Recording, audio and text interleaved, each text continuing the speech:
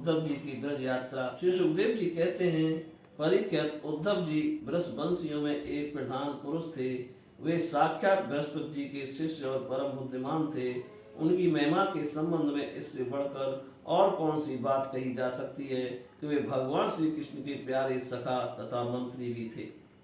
एक दिन शरणागतों के सारे दुख हर लेने वाले भगवान श्री कृष्ण ने अपने प्रिय भक्त और एकांत प्रेमी उद्धव जी का हाथ अपने हाथ में लेकर कहा, सौम्य स्वभाव उद्धव, तुम ब्रज में जाओ, वहां मेरे पिता माता नंद बाबा और यशोदा मैया हैं, उन्हें आनंदित करो। और गोपियां मेरे भय की व्याधि से बहुत ही दुखी हो रही हैं, उन्हें मेरे संदेश सुनाकर उस वेदना से मुक्त करो। प्यारे उद्धव, गोपियों का मन नित्य निरंतर मुझ में नहीं लगा रहता है। उनके प्राण, उनका जीवन, उनका सर्वस्व मैं ही हूँ। मेरे लिए उन्होंने अपने पति, पुत्र आदि सभी सगे संबंधियों को छोड़ दिया है। उन्होंने बुद्धि से भी मुझी को अपना प्यारा, अपना प्रियतम नहीं अपना आत्मा मान रखा है। मेरा यह व्रत है कि जो लोग मेरे लिए लौकिक और पारलौकिक धर्मों को छोड़ देते हैं, उनका भरण पोषण मैं स्वयं करता हूँ। प्रिय उद्धव, मैं उनका गोपियों का परम प्रियतम हूँ। मेरे यहाँ चले आने से वे मुझे दूरस्थ मानती हैं और मेरा स्मरण करके अत्यंत मोहित हो रही हैं। बार बार मूर्छित हो जाती हैं। वे मेरे भय की व्यथा से बेहल हो रही हैं, प्रतिक्षण मेरे लिए उत्कंठित रहती हैं।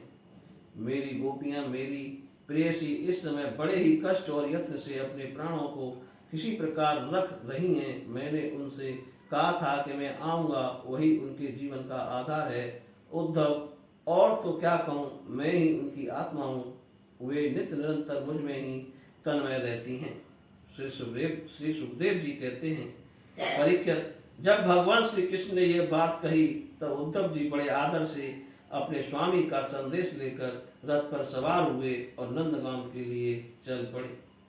परम सुंदर उद्धव जी सूर्यास्त के समय नंद बाबा के ब्रज में पहुंचे। उस समय जंगल से गौएं लौट रही थीं। उनके खुरों के आघात से इतनी धूल उड़ रही थी कि उनका रथ ढक गया था। श्री सुखदेव जी कहते हैं, परीक्षित, जब भगवान श्री कृष्ण ने यह बात कही तब उद्धव जी बड़े आदर से अपने स्वामी का संदेश लेकर रथ पर सवार हुए और नंदगांव के लिए चल पड़े। परम सुंदर उद्धव जी सूर्यास्त के समय नंद बाबा के ब्रज में पहुंचे। उस समय जंगल से गौएं लौट रही थी। उनके खुरों के आघात से इतनी धूल उड़ रही थी कि उनका रथ ढक गया था। ब्रज भूमि में ऋतुमती गौ के लिए मत वाले सांड आपस में लड़ रहे थे। उनकी गर्जना से सारा ब्रज गूंज रहा था। थोड़े दिनों की ब्याही हुई गौएं अपने थनों के भारी भार से दबी होने पर भी अपने अपने बछड़ों की ओर दौड़ रही थीं। सफेद रंग के बछड़े इधर उधर उछल कूद मचाते हुए बहुत ही भले मालूम होते थे। गाय धोने की घर घर ध्वनि से और बांसुरियों की मधुर टेल से अब भी ब्रज की अपूर्व शोभा हो रही थी। उनके घरों में अग्नि, सूर्य, अतिथि, गौ, ब्राह्मण और देवता पितरों की पूजा की हुई थी। धूप की सुगंध चारों ओर फैल रही थी और दीपक जगमगा रहे थे। उन घरों को पुष्पों से सजाया गया था। ऐसे मनोहर गृहों से सारा ब्रज और भी मनोरम हो रहा था। चारों ओर वन पंक्तियां फूलों से लद रही थीं। पक्षी चहक रहे थे और भौरे गुंजार रहे थे। वहां जल और स्थल दोनों ही कमलों के वन से शोभायमान थे और हंस, बतख आदि पक्षी वन में विहार कर रहे थे। जब भगवान श्री कृष्ण के प्यारे अनुचर उद्धव जी ब्रज में आए तब उनसे मिलकर नंद बाबा बहुत ही प्रसन्न हुए। उन्होंने उद्धव जी को गले लगाकर उनका वैसे ही सम्मान किया मानो स्वयं भगवान श्री कृष्ण आ गए हों। समय पर उत्तम अन्न का भोजन कराया और जब वे आराम से पलंग पर बैठ गए, सेवकों ने पांव दबाकर पंखा झलकर उनकी थकावट दूर कर दी। तब नंद बाबा ने उनसे पूछा, परम भाग्यवान उद्धव जी, अब हमारे सखा वसुदेव जी जेल से छूट गए। उनके आत्मीय स्वजन तथा पुत्र आदि उनके साथ हैं। इस समय वे सब कुशल से तो है ना? ये बड़े सौभाग्य की बात है कि अपने पापों के फलस्वरूप पापी कंस अपने अनुयायियों के साथ मारा गया, क्योंकि स्वभाव से ही धार्मिक परम साधु यदुवंशियों से वह सदा द्वेष करता था। अच्छा उद्धव जी, श्री कृष्ण कभी हम लोगों को भी याद करते हैं। यह उनकी माँ है, स्वजन संबंधी है, सखा है, गोप है, उन्हीं को अपना स्वामी और सर्वस्व मानने वाला यह ब्रज है, उन्हीं की गौय वृंदावन और यह गिरिराज है। क्या वे कभी इनका स्मरण करते हैं? आप यह तो बतलाइए कि हमारे गोविंद अपने सुहृदय बांधवों को देखने के लिए एक बार भी यहाँ आएंगे क्या? यदि वे यहाँ आ जाते तो हम उनकी वह सुघड़ नाश का, उनका मधुर हास्य और मनोहर चितवन से युक्त मुख कमल देख तो लेते। उद्धव जी, श्री कृष्ण का हृदय उदार है, उनकी शक्ति अनंत है। उन्होंने दावानल से, आंधी पानी से, वृषासुर और अजगर आदि अनेकों मृत्यु के निमित्तों से, जिन्हें टालने का कोई उपाय न था, एक बार नहीं अनेक बार हमारी रक्षा की। उद्धव जी, हम श्री कृष्ण के विचित्र चरित्र, उनकी विलासपूर्ण तिरछी चितवन, उन्मुक्त हास्य, मधुर भाषण आदि का स्मरण करते रहते हैं और उसमें इतने तन्मय रहते हैं कि अब हमसे कोई काम काज नहीं हो पाता। जब हम देखते हैं कि यह वही नदी है जिसमें श्री कृष्ण जल क्रीड़ा करते थे, यह वही गिरिराज है जिसे उन्होंने अपने एक हाथ पर उठा लिया था, ये वे ही वन के प्रदेश हैं जहाँ श्री कृष्ण गौ चराते हुए बांसुरी बजाते थे, और ये वे ही स्थान हैं जहाँ वे अपने सखाओं के साथ अनेकों प्रकार के खेल खेलते थे। और साथ ही ये भी देखते हैं कि वहाँ उनके चरण चिन्ह अभी मिटे नहीं हैं। तब उन्हें देखकर हमारा मन श्री कृष्णमय हो जाता है। इसमें संदेह नहीं कि मैं श्री कृष्ण और बलराम जी को देव शिरोमणि मानता हूँ, और ये भी मानता हूँ कि वे देवताओं का कोई बहुत बड़ा प्रयोजन सिद्ध करने के लिए यहाँ आए हुए हैं। स्वयं भगवान गर्गाचार्य जी ने मुझसे ऐसा ही कहा था। जैसे सिंह बिना किसी परिश्रम के पशुओं को मार डालता है, वैसे ही उन्होंने खेल खेल में ही 10,000 हाथियों का बल रखने वाले कंस, उसके दोनों अजय पहलवानों और महान बलशाली गजराज कुपल पीड़ को मार डाला। उन्होंने 3 ताल लंबे और अत्यंत दृढ़ धनुष को वैसे ही तोड़ डाला जैसे कोई हाथी किसी छड़ी को तोड़ डाले। हमारे प्यारे श्री कृष्ण ने एक हाथ से 7 दिनों तक गिरिराज को उठाए रखा था। यही सबके देखते देखते खेल खेल में उन्होंने प्रलम्ब, धैनुक, अरिष्ट, तृणावर्त और बक आदि उन बड़े बड़े दैत्यों को मार डाला जिन्होंने समस्त देवता और असुरों पर विजय प्राप्त कर ली थी। ठीक है, बदल लो चाहे बदल रहने दे पर श्री सुखदेव जी कहते हैं, परीक्षित, नंद बाबा का हृदय यूं ही भगवान श्री कृष्ण के अनुराग रंग में रंगा हुआ था। जब इस प्रकार वे अपनी लीलाओं का एक एक करके स्मरण करने लगे, तब तो उनमें प्रेम की बाढ़ ही आ गई। वे बेहल हो गए और मिलने की अत्यंत उत्कंठा होने के कारण उनका गला रुंध गया। वे चुप हो गए। यशोदा रानी भी वहां बैठकर नंद बाबा की बातें सुन रही थीं। श्री कृष्ण की एक एक लीला सुनकर उनके नेत्रों से आंसू बहते जाते थे और पुत्र स्नेह की बाण से उनके स्तनों से दूध की धारा बहती जा रही थी। उद्धव जी, नंद बाबा और यशोदा रानी के हृदय में श्री कृष्ण के प्रति कैसा अगाध अनुराग है, यह देखकर आनंद मग्न हो गए और उनसे कहने लगे। उद्धव जी ने कहा, हे मानद, इसमें संदेह नहीं कि आप दोनों समस्त शरीरधारियों में अत्यंत भाग्यवान हैं, सराहना करने योग्य हैं, क्योंकि जो सारे चराचर जगत के बनाने वाले और उसे ज्ञान देने वाले नारायण हैं, उनके प्रति आपके हृदय में ऐसा वात्सल स्नेह पुत्र भाव है। बलराम और श्री कृष्ण पुराण पुरुष हैं।